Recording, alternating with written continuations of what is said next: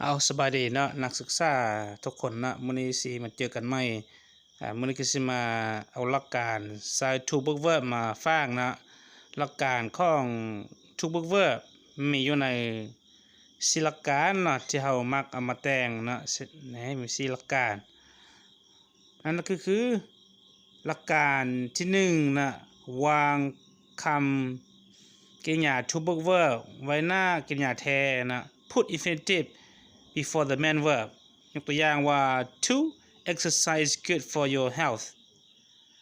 ข้อ2 put infinitive after main verb นะวาง to book verb ไว้หลังคำกริยาแท้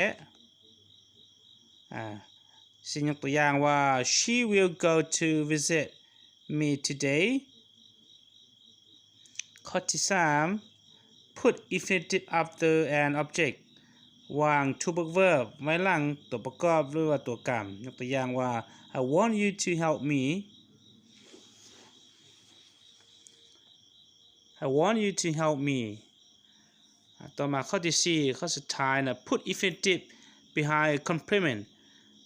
วาง to book verb ไว้หลังส่วนสมบูรณ์ของประโยคนะเช่นว่า he is lazy to do his homework